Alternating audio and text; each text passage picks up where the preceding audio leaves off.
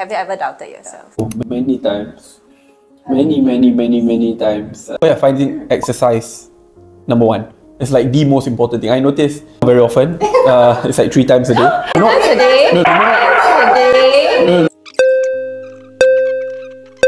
So view results.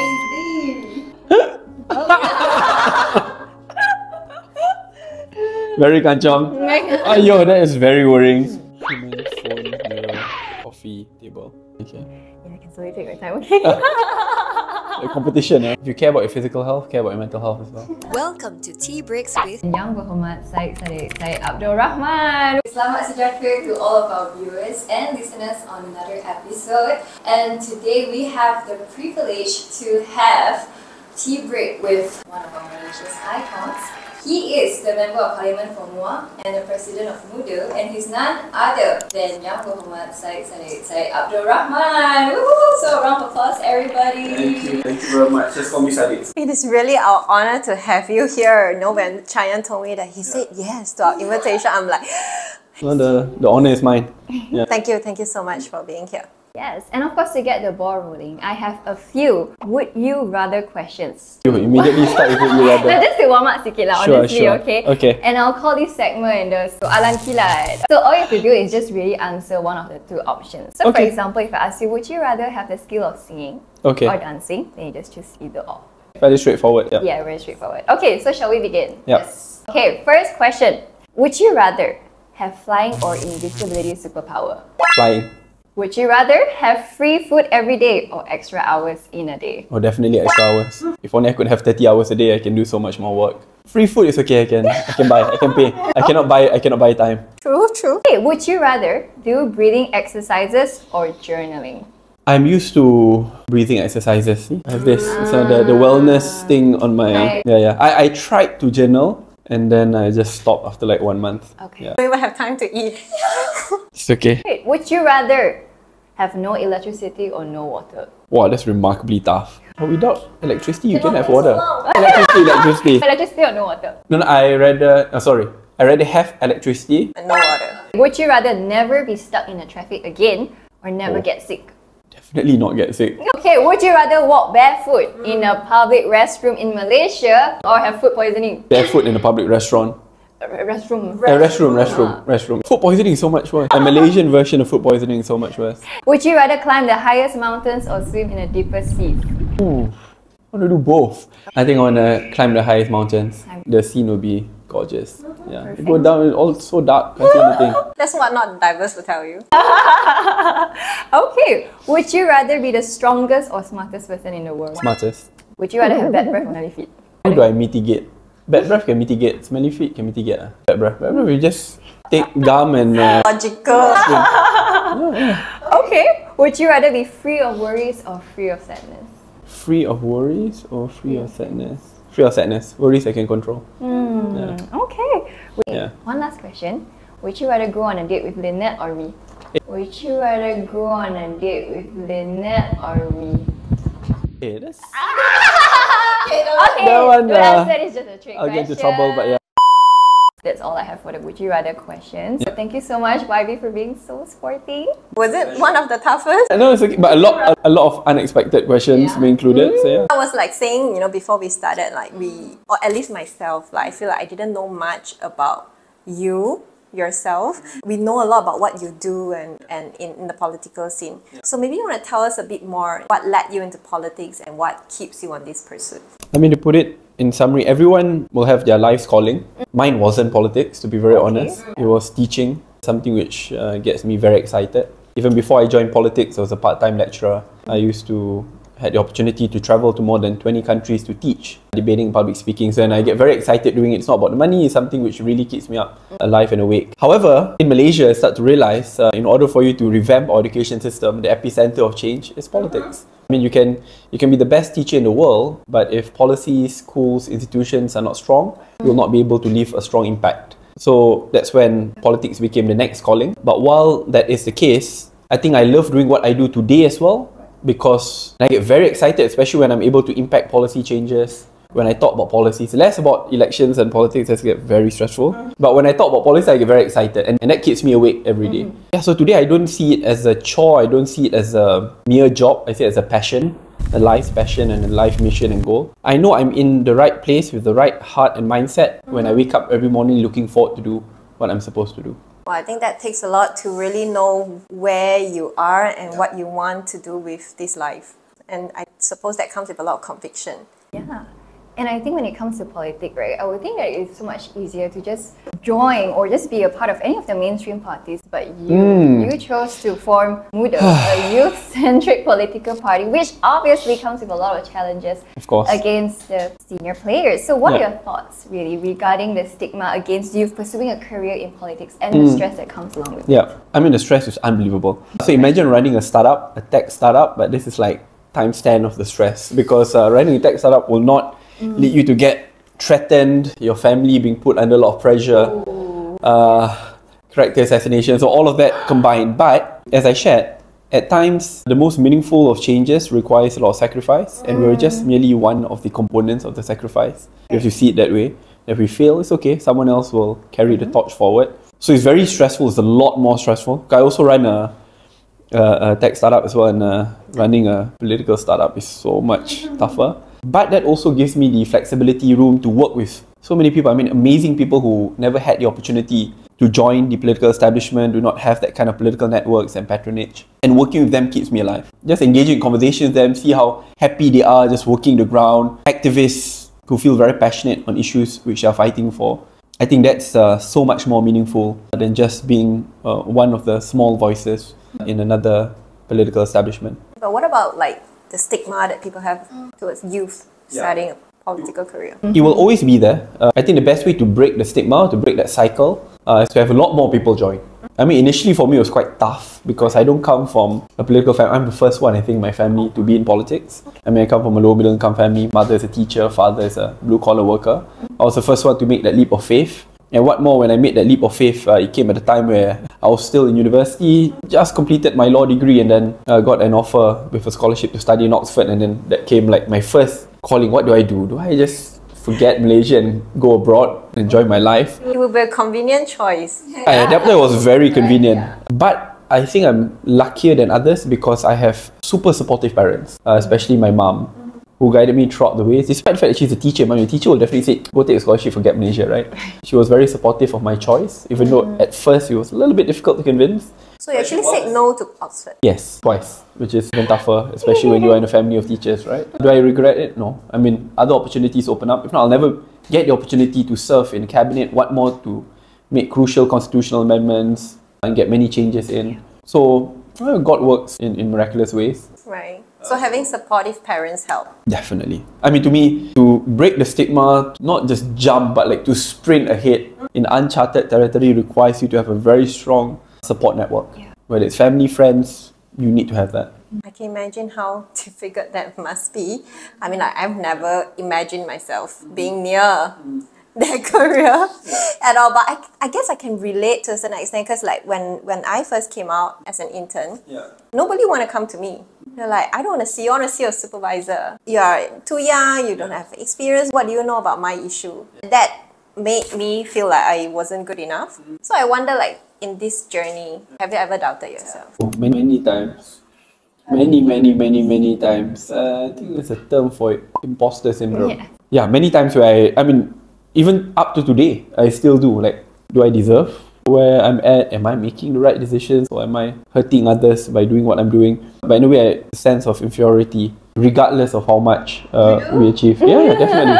So confident. Well, something called fake it until you make it, right? So I don't know whether that's the best of advice, but I try to have that very optimistic mindset. Yeah, but I have different stress coping mechanisms. Whenever I have that moment of self-doubt, I'll take like very deep breaths and start to imagine what the future will look like if I am to pursue ABC, and what will the future look like if I don't and suddenly just give up. I think having that forward-thinking mindset definitely helps me adapt with the imposter syndrome. This reminds me of what Viktor Frankl said. He's a very renowned psychologist. The Frankl? Yes. Oh, okay, no, I haven't. He wrote this book called Man's Search of Meaning, and he was actually one of the victims that was being captured by the Nazis. Oh, wow, okay. And so he was being abused and everything. When he was on a table, being stripped naked, and people were just doing all kinds of experiment on him, what kept him through was his imagination of one day when he comes out. And he came out. Yeah.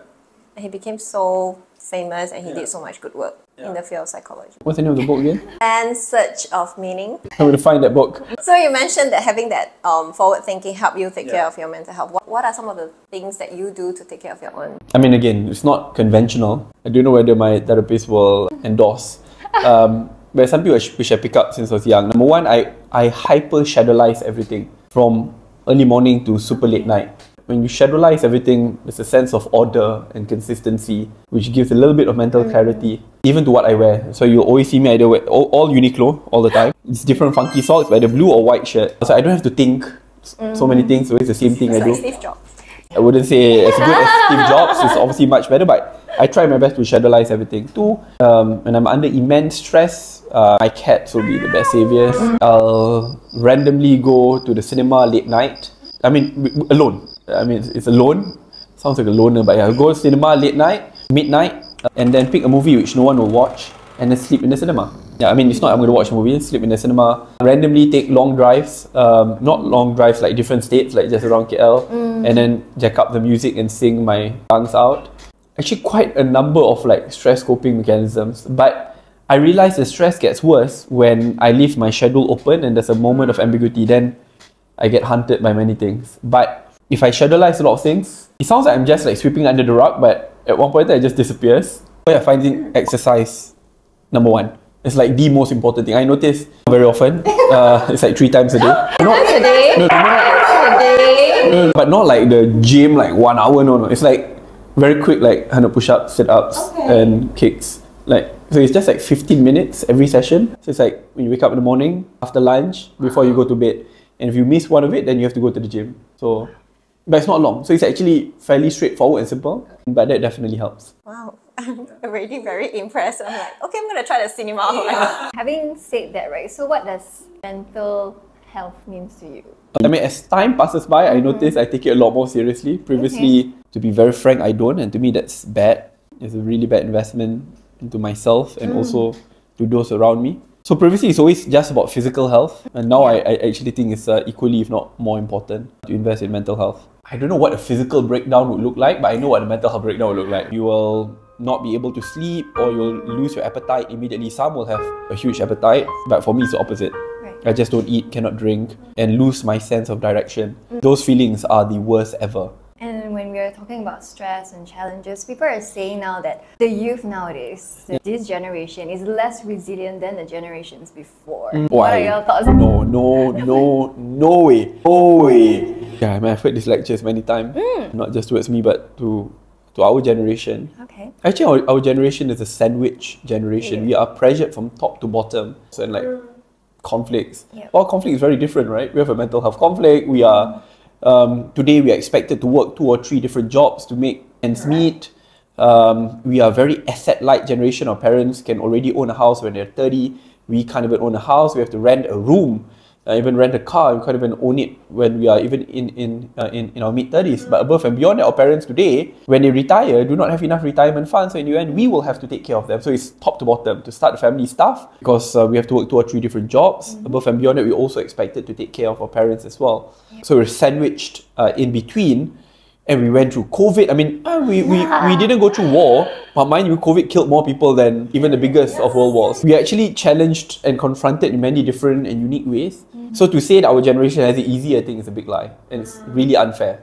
I think moving forward it will be tough, but I'm of the opinion, this is more the optimistic side of Syed Saddiq, what doesn't kill you make you stronger. I know there's a song behind it, but yeah, I really believe that. I mean, when things get tough, you toughen up. I think probably that statement comes from the fact that our generation deals with a lot of things that are intangible. And it's very hard to quantify it, and therefore it's easy for people to say that, why are you so stressed out? No, but there's a lot of things going through, and it's not like we chose to be like that. The way we are being brought up, the kind of influence that we are being surrounded by, you know, it just led us to become who we are today, and just different set of struggles. That's true. That's very true. I mean, I don't know then how our parents or grandparents would deal with mental health issues, or whether it was even widely talked, debated, or dialogued then. I don't know, but my own personal theory is because back then jobs are mainly very physical, like very labor intensive. So it helps, you know, when you actually channel most of your energy on like doing things. Interesting. But here we are like everything is here and everything can go wrong here. Oh, that's actually a very interesting theory. You know, like how your mind is devil's playground. Whether you can make whether it breaks you or build you is all here. So I guess that personally that's what I think. So I mean, we talk about this, right, like youth and all. What do you think is the mental health landscape now in Malaysia, especially among youth? So far behind. I mean, it's quite worrying, to be very honest. As a policymaker, I always like to make data-driven decisions. I think everyone knows the stats that 1 out of 3 suffer from anxiety, 1 out of 5 depression, and the numbers just keep on getting worse. I'm not going to go into suicide rates, whether tempted or not, but the point is it's getting distressing. But worse, when you look deeper, whether we have enough mental health care and support, where the government or private sector, that's where you start to panic even more. Right? You look at the global or expected proportion of population to number of psychologists, or ratio is so far behind, where the psychiatrists, psychologists, or even just trained therapists, not even like specialists, just trained. For example, you know, counselors in schools, right? And then you realize, oh my God, it's actually a very big problem. And that's where I'll hear many young people tell me whenever they tell their counsellors, whether in schools or even in universities, and they'll just get back, this is your way to just get out from exams, this is your way to get out from a test, to get a free MC. And what's worse is our counsellors in school, they are also the guru discipline. Correct, exactly. How am I going to tell you my problem? So if you ask me, I mean, we really need to invest big in creating that social support structure. And it must start with government, right? Because the fact of the matter is, the vast majority of Malaysians will go through that system, whether it's in national schools, whether it's public universities, whether it's in public hospitals. I mean, today, when I meet up my friends, I'm now privileged because I have a decent income, so I can access a private therapist. But my friends who don't will have to wait for months before they can actually get a normal appointment. And that's genuinely worrying, before they can actually get a normal appointment. And that's genuinely worrying. So then comes the private sector. I mean, first to access private therapists, again, it could be costly, but if you have insurance which covers mental health coverage, it's okay. But our insurance don't. Don't, right? Because we're quite slow, very slow actually.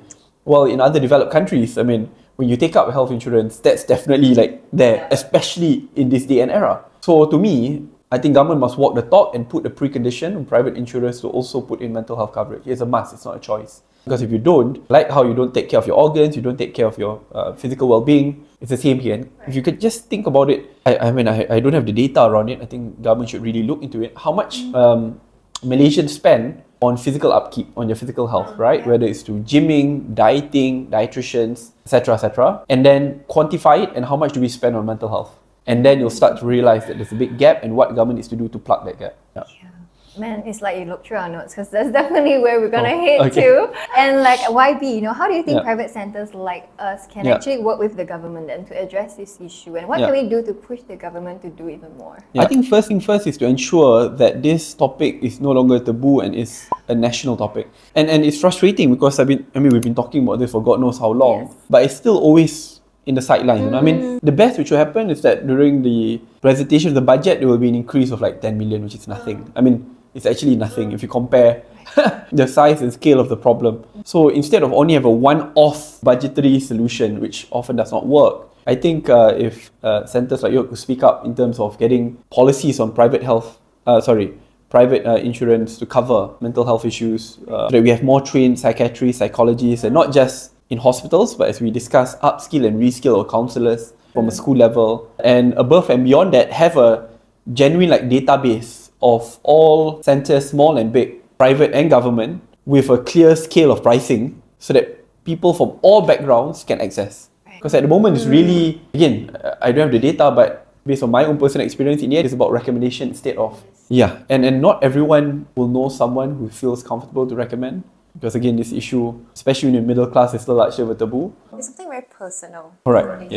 So I think there's still a long way to go. Right, and you were talking about data, right? I was, you know, in a lot of my presentation, I actually need to showcase like where are we now, Malaysia. I can only find like 2015 data established. Oh wow, that's worrying. Okay. Loaded by the MOH. Other than that, I'm like, okay, is this even legit? Like, do we have actual, like, is it even from a legit website and all? So that's very worrying. Like, we cannot even get like updated stats.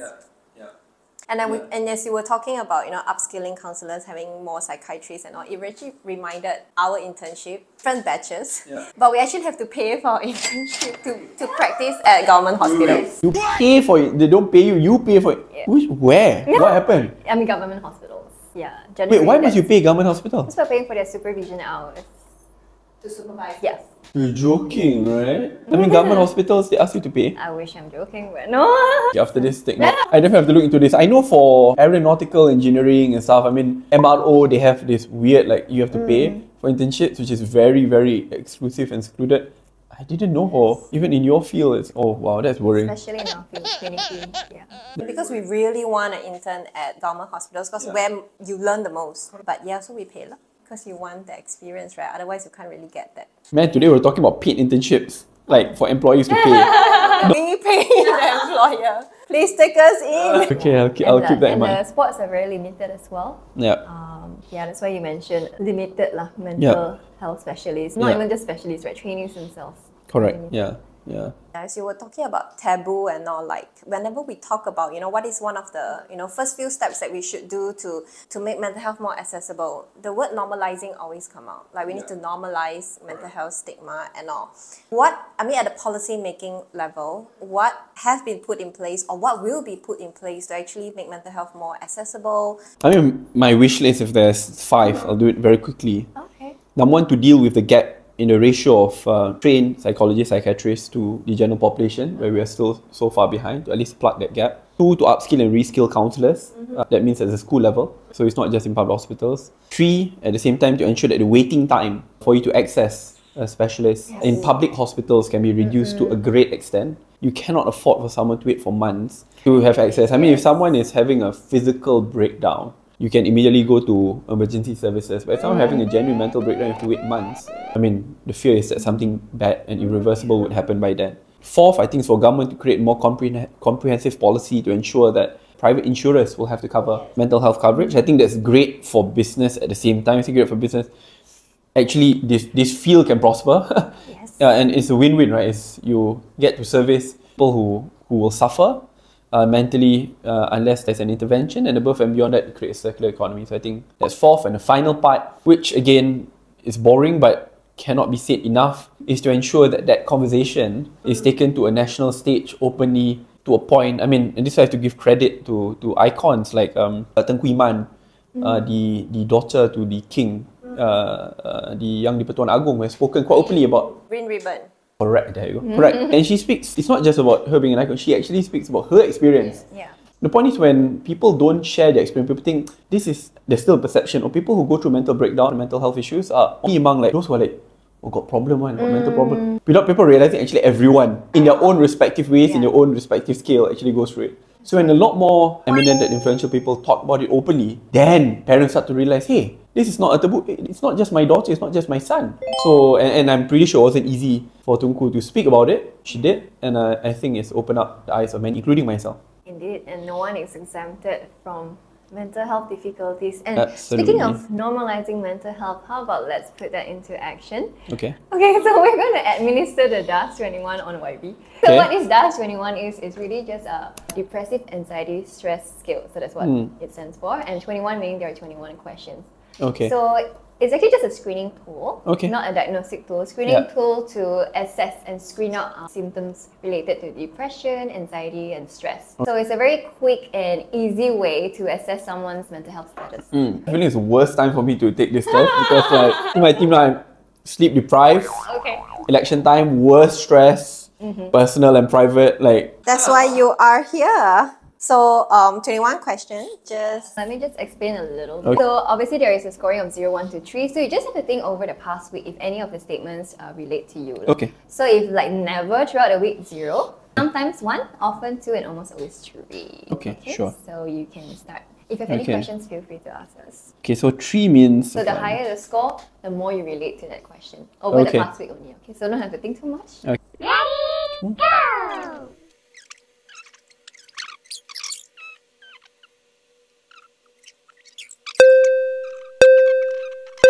So view results. Are you ready? So there'll be 3 scores, one for the depression scale, anxiety, and then stress scale. So